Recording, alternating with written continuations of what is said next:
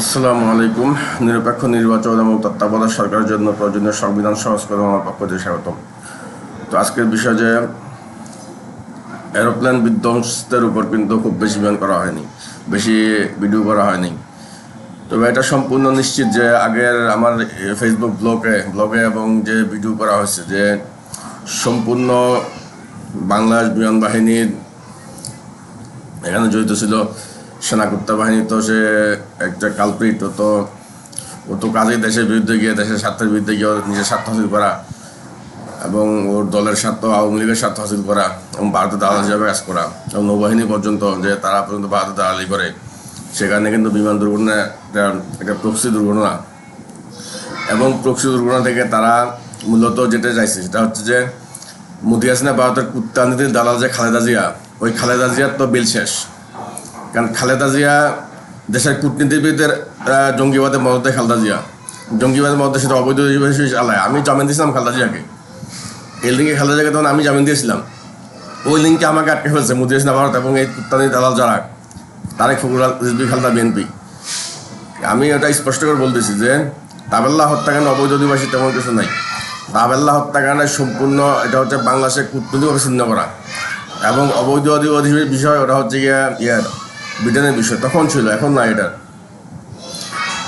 তারপর দেখেন যে খালেদা জিয়া রাজনীতিতে মোটামুটি দেউলিয়া। তারপরে এই যে চীনের সঙ্গে যে সামরিক চুক্তি বাংলাদেশের, সেটা কিন্তু খালেদা জিয়ার আমলে হয়েছে এবং খালেদা জিয়া নিজে করছেন এবং ভারতের সাথে রেশারেশি করছেন। তখন এখন সেই খালেদা জিয়া, তারেক ফখরুল, বিএনপি আবার ইন্ডিয়ার সাথে আঘাত করে বাংলাদেশের জঙ্গি মদত দেয়, বাংলাদেশে সামরিক বিমান ঘাঁটি করতে ভারতকে উৎসাহিত করে।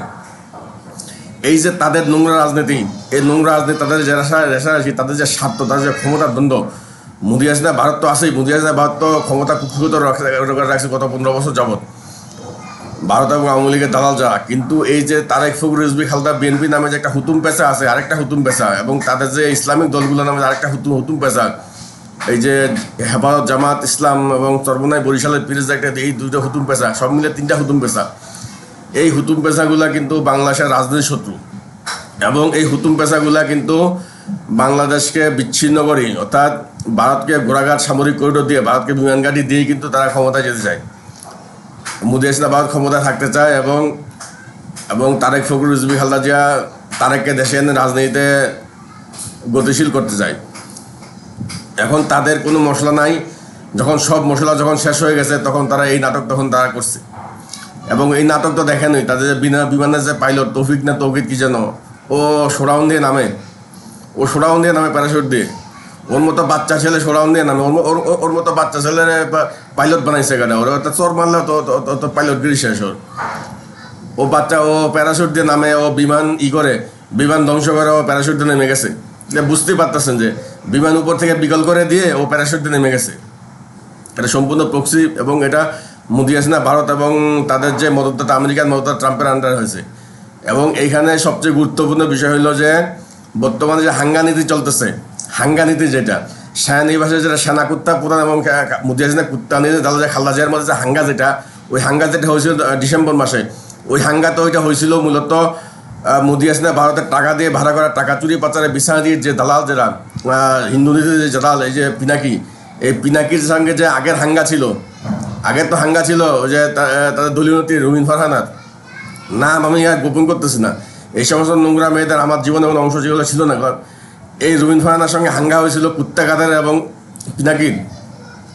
সেই হাঙ্গাটিকে নেই, কারণ আমেরিকান সাধারণ নির্বাচনে কিন্তু বাইডেন সরে গেছে এবং বাইডেন সরে যাওয়ার পর সে কিন্তু ডোনাল্ড ট্রাম্প এসে কিন্তু আর ওই হাঙ্গা বেশি কার্যকর করে রাখতে পারেনি।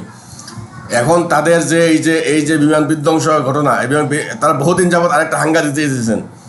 উপজেলা যে সমতার গণদর্শক বুলু, জঙ্গিকোটা গণদর্শক, এটা সামান্য জঙ্গিকোটা গণদর্শক বুলু, ওটাও আগে যুবদল করতো, এখন জঙ্গিকোটা দালাল, মোদি হাসিনা ভারতের দালাল। এই মোদি হাসিনা ভারতের দালালের সঙ্গে বিএনপির দলীয় নেত্রী যে রুমিন ফারহানা, এই রুমিন ফারহানা হাঙ্গা দেওয়ার জন্য, আরেকটা কুত্তা হাঙ্গা দেওয়ার জন্য, আরেকটা কুত্তা হাঙ্গা নাইলে, কারণ পিনাকি তো হিজলা হয়ে গেছে এবং উপদেষ্টা পরিষদে হিজলা দেখা যায়, সুতরাং পিনাকি হিজলা, সেখানে উপদেষ্টা পরিষদে হিজলা উপদেষ্টা দেখা যায়।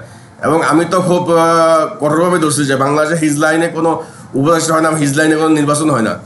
সেই কারণে তারা আরেকটা মনে করেন যে হাঙ্গা দেওয়ার জন্য ওই খালেদা জিয়ার তো এখন বেল নাই, ওই নীলফার ইয়াসমিনরা দিয়ে তারেক ফখরুল চাইছে আবার ঘুরে দাঁড়াইতে, আর তারেক ফখরুল হচ্ছে গিয়ে আমার ইউনিভার্সিটি বলছে জানেন লিঙ্ক, অবৈধ অধিবাসী লিঙ্কের বাহানা দিয়ে দিয়ে তারা বাংলাদেশে কালসাপ অনেক বড় করছে, তারা কালসাপ গত 10 বছর বড় করছে অবৈধ অধিবাসীর বাহানা দিতে দিতে।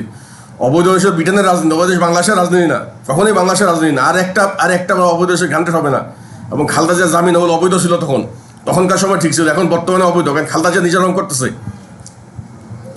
এবং এই কুত্তাহাঙ্গা দেওয়ার জন্য, এবং যে তারেকের মতো যে একটা ছেলে, যে ছেলে রাজনীতিতে কোনো একদম দেউলিয়া, যে ছেলে রাজনীতিতে একদম দেউলিয়া এবং দেশে বিদেশে মনে করেন যে বাড়ি খেয়ে গেছে, হাসিনার হাতে বাড়ি খায়, ভারতের হাতে বাড়ি খায়, সে গেছে, দেশে আসতে পারে না। এই ছেলে দেশে আসার স্বার্থে বিএনপি ভারতকে গোরাঘাট সামরিক করিডোর এবং বিমান ঘাটিতে মদত দেয়।